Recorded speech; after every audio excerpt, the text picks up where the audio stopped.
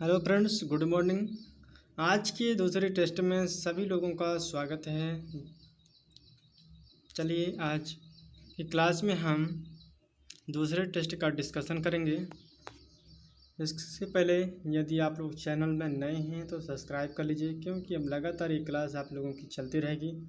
यदि आपने एक भी क्लास को मिस किया तो आप लोगों का नुकसान बहुत ज़्यादा हो जाएगा, क्योंकि आप लोगों का अगले माह आप लोगों का पेपर है, इसलिए आप लोग बहुत ध्यान से पढ़ते रहिएगा। चलिए स्टार्ट करते हैं अपने क्लास को देरी न करते हुए।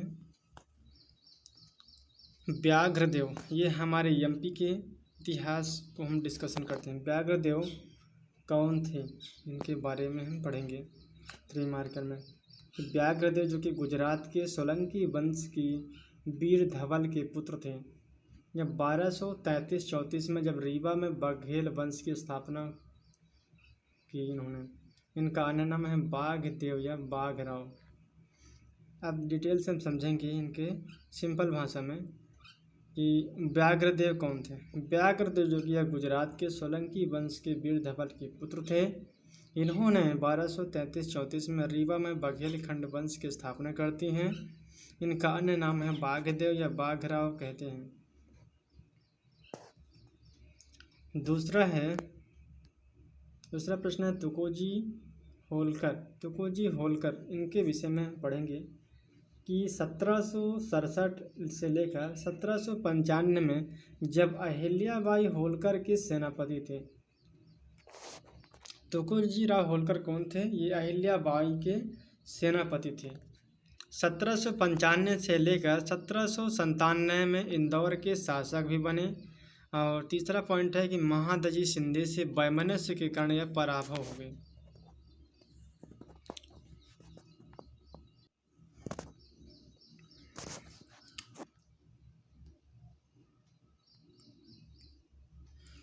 तीसरा प्रश्न है कि रीवा रियासत और ईस्ट इंडिया कंपनी के मध्य संबंधों पर टिप्पणी कीजिए।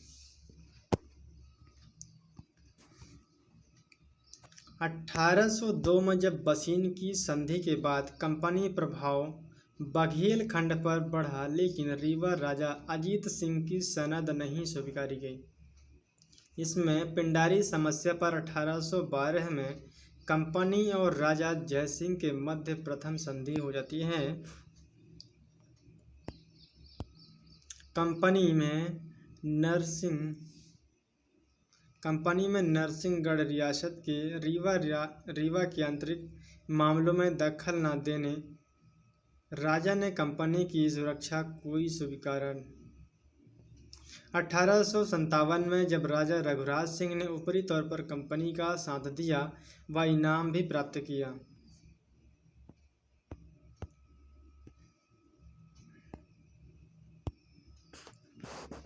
कंपनी का आदतानुसार आंतरिक मामलों में हस्तक्षेप रहा, लेकिन रीवा ब्रिटिश काल में भी कर से मुक्त था। इस कारण हमारा 5 मार्कर के प्रश्न हो गए। अब चलते हैं 11 मार्कर के प्रश्नों पर चर्चा करेंगे। अहिल्याबाई होलकर के सामाजिक कार्यों का वर्णन कीजिए। अहिल्याबाई जो कि हमारे एमपी पीएससी प्री हो चाहे मेंस हो, इन सभी में बहुत ही ज़्यादा इम्पोर्टेंट रोल प्ले करने वाली ये शासिका थी। इसलिए इस प्रश्न को बहुत ज़्यादा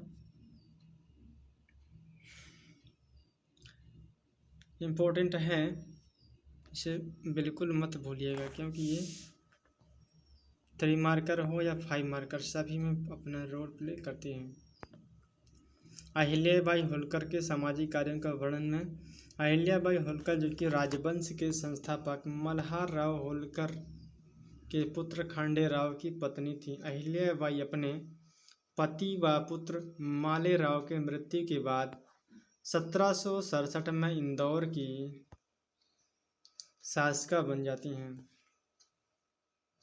अहिल्याबाई के सामाजिक कार्यों का वर्णन कीजिए। अहिल्याबाई समाज के विषय में क्या क्या कार्य किए हैं। इनका पहला पॉइंट है कि ये प्रतिदिन हजारों गरीबों और ब्राह्मणों को भोजन करवाती हैं। दूसरा है कई मार्गों का निर्माण जैसे मरम्मत करवाई।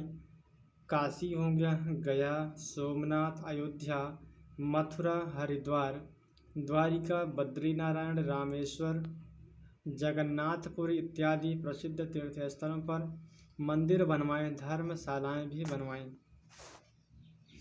खुलवाई। भूखों के लिए अन्य क्षेत्र खोले, प्याऊ के लिए प्याऊ बनवाए। राज्य में और राज्य के बाहर भी घाटों, कुओं और बावड़ियों का निर्माण करवाया है। अनाथ लोगों को शिक्षा प्राप्ति में सहायता व्यवस्था की। उचित समय पर आने पर अल्प खर्च में न्याय दिलाने हेतु जगह जगह न्यायालय की स्थापित की। अंतिम निर्णय करती हैं ये। अगला पॉइंट है घरेलू उद्योग धंधों को प्रोत्साहित स्वरूप हजारों बेरोजगार जैसे बुनकरों को राजधानी महेश्वर में बसाया, जिसमें महेश्वर की साड़ी उद्योग को बढ़ावा मिला। मंदिरों में विद्वानों की नियुक्ति, शास्त्रों के मनन चिंतन और प्रवचन हेतु 7 पुरी, 4 धाम और 12 ज्योतिर्लिंगों व 43 धर्म तीर्थों का अनुदान किया। 10वां है कि पक्षियों के लिए खेत मोल लेकर चुगाने के लिए छोड़े। धार्मिक रूप से उदार थे, उन्होंने महेश्वर में मुसलमानों को बसाया तथा मस्जिदों का निर्माण हेतु धन भी दिया। इस प्रकार महारानी अहिल्याबाई होलकर ने सामाजिक कार्यों में प्रजा के मन में विशेष स्थान बनाया। जनता उन्हें देवी समझने लगी और कहने लगी। तो ये तो रहा आज के 11 मार्कर के प्रश्न में, जिसमें आप लोगों के अहिल्याबाई के सामाजिक कार्यों के विषय में बहुत अच्छे से समझ में आ गया होगा। यदि 11 मार्कर में प्रश्न आता है तो आप लोग इसे नहीं भूलेंगे, क्योंकि बहुत ज़्यादा सिंपल है, इसे ज़्यादा रटन विद्या नहीं करनी पड़ेगी। 2-4 बार पढ़ने से आप लोगों को याद हो जाएगा। चलिए हम फिर नेक्स्ट वीडियो में फिर मिलेंगे। Thank you so much. जय हिंद, जय भारत।